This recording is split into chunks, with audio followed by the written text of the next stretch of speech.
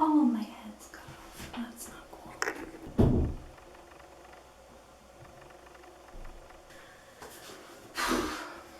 Of course, my camera fucking died and I had 3 things left to talk about.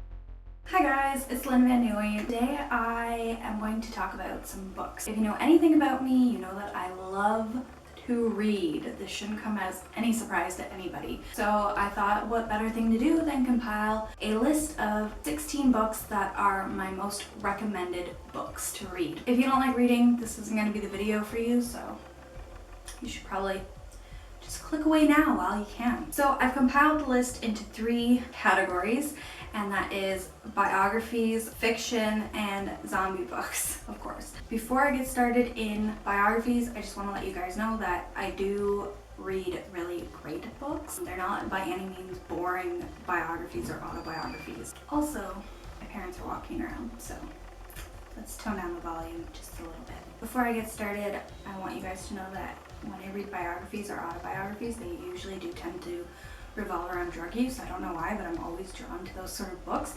So if you're easily triggered by that, these are probably not going to be the books for you. So the first book I recommend is Let's Pretend This Never Happened, and this is by Lawson, and it is honestly the most hilarious book I've ever read in my life. There were so many times when I was laughing so hard I was almost in tears, and actually one chapter where I was actually in tears. And as you guys know, I throw away my cover things, so the cover on this one was hilarious.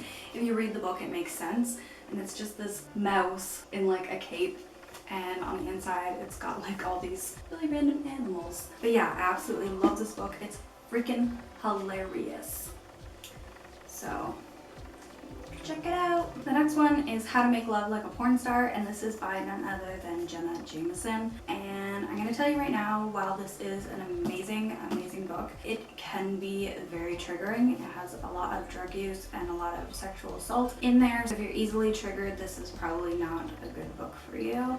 But it is a truly amazing book, and it has its funny parts, and yeah, it's just really well written, and I think she did a really good job on this. So the next one is one I've actually mentioned before in a previous monthly favorites for my favorite book of the month, and that is Normal Gets You Nowhere by Cutrone. I don't know if this would be classified as a biography, but kind of is. I don't know. It's mostly like a lot of inspirational stuff, so maybe it would be classified as like a self-help book. I'm not really sure, but it's truly amazing, really easy book to read. I'm not really into self-help books because I find that they're really hard for me to get through. I don't like, same thing with biographies. If it's not funny or drug related, or you know, like if it's not well written, I won't be able to get through it. So yeah, this one is definitely easy to read, so 10 out of 10 recommend. The next book is Into a Million Little Pieces, and this is by James Frey, and this book is truly amazing. The way that it's written is really strange. Like, there's no quotations. Like, for example, this is an entire conversation and every sentence is a different person, so you really have to pay attention to what you're reading, otherwise you can easily get lost. But this is a really amazing book about a guy who goes into rehab for crack and huffing gasoline and things like that, and it's just really amazing. And I also recommend the sequel to this book, which I actually don't have on hand because I lent it to a friend, but I will insert a picture here. And that is the sequel to this, where he is out of rehab and his life after that. So really amazing books. The second one is definitely slower than this one, but it's still really good. So definitely recommend you check these out. Next book is Scar Tissue, and this is by Henri, and it's his autobiography. And again, it's another one of those books that revolves around addiction. So yeah, once again, easily triggered, don't read this book, but it is incredible. I could not put this book down. If you don't know who Kiedis is, you're probably living under a rock. He's the lead singer for the Red Hot Chili Peppers, and so this is his book about his struggles with addiction, and like just from him from the time of like a teenager and onwards, and it is truly amazing. The last book I recommend in the biography, autobiography type section is Papillon, and this is actually written by Henri, which is actually who the book is about, and it's about a convict that was put into jail for a crime he did not commit. I will admit it's very slow to start, but it is an amazing, amazing book, and there's actually been a lot of controversy about this book because they feel that the writer of this book was very much a storyteller. Like, I mean, he was a felon, he was put in jail, but they do feel that he embellished a little bit on his story, but nonetheless, it was truly, truly amazing once you get into it, so I definitely recommend this. Okay, so moving on into fiction. This book is called The Slap, and it's by Christos Tsiolkas. I don't know, that's what it looks like. It is really, really good. I've heard that they made a movie on it, but I've never actually watched the movie. Basically, what happens is there's a family barbecue type thing, family and friends, and this kid acts out and someone ends up slapping the kid, and there's a lot of controversy around it between the family and friends, and you kind of see it through everybody's point of view, which is really interesting. So it is a really interesting and good book. The next one is called The Bitch Posse, and I actually read this one, I think I was about 13, and it is really, really good. So that's what it looks like. It has one of these little covers that like opens up on the inside, and I do have to say that you really have to pay attention when you're reading this book because there are 3 main characters and every chapter is a different character, and it switches between the past when they were in high school and now when they're adults. So one chapter it'll be like Amy, which is one of the characters' names, and it could be her in high school or it could be her now as an adult, so you really have to pay attention what you're reading. But it is a really, really good book, and I definitely recommend it. It's basically a story about these girls who are sort of outcasts in high school, and they sort of band together, and then this big thing happens. I won't tell you what happens, but this big thing happens, and then you kind of see how it affects their lives in the future and yada yada. But yeah, I recommend. The next one is called The Help, and if you have not read this book, you definitely should. If you've never heard of it, then you're definitely living under a rock because they made a movie out of it, which starred Emma Stone as well as multiple other great people, and it was a really, really good book and movie. I think the movie actually did a pretty good job at covering the book, and I find that rarely happens. The book is always better than the movie, so definitely recommend you read this book, but the movie was also very good. So, and the next one is also has a movie adaptation, and this is Memoirs of a Geisha, and this is another one where the movie actually did a very good job at covering the synopsis of the book. But as I said again, books are always better.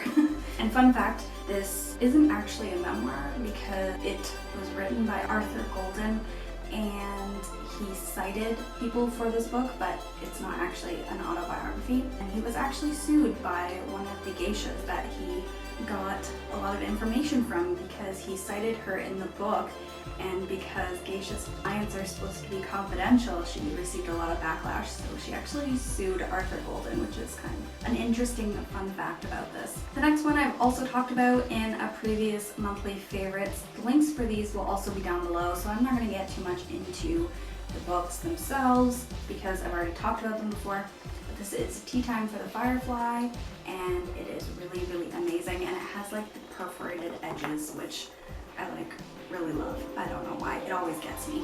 This one is The Great Gatsby, and if you've never read this, then you're not living. Again, another movie that did the book pretty good justice with this new one that they did with Leo DiCaprio.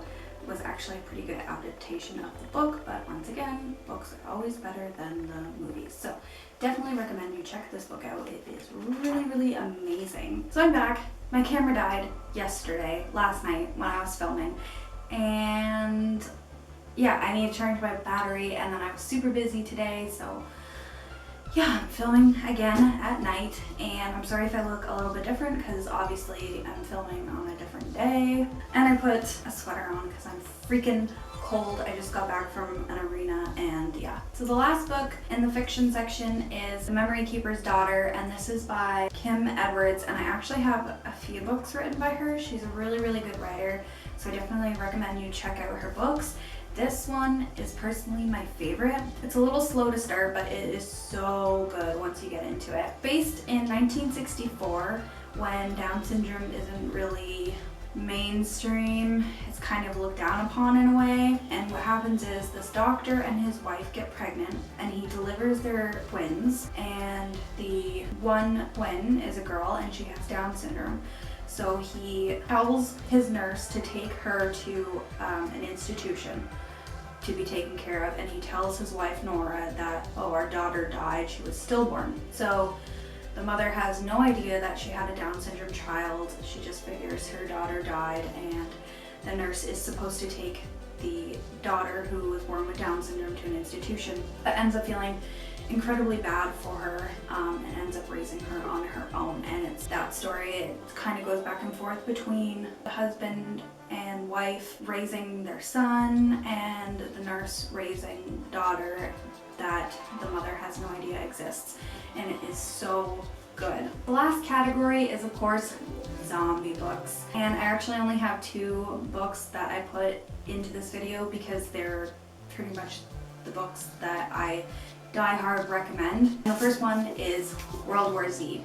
Now, a lot of you probably saw the movie, which it was good, I'll give you that, but it wasn't like the book at all. The book is like a series of short stories almost, because it's basically this guy, after the zombie apocalypse, he goes around, he's a journalist, and he finds all these random people, civilians, people who worked in the army, doctors, whatever, and he writes down what happened to them during the zombie apocalypse and their story during the zombie apocalypse. So it's basically a story full of short stories from everyone's point of view, and it's really, really good. The movie was really, really good, but I definitely think that the book was better. You kind of see it from all different angles, and it's just a really good book. And the last book, which is the last zombie book, is Fiend, and this is by Peter Stenson.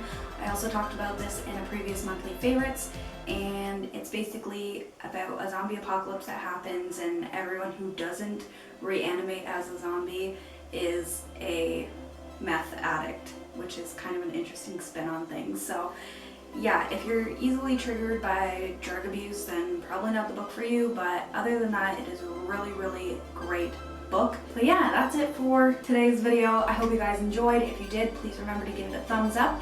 If you're not already and you'd like to, hit subscribe and be my friend. And don't forget, I put up new videos every single Sunday, and you can follow me on all my social media pages, which are always linked down below for you guys. So until next Sunday, keep shining. Bye guys.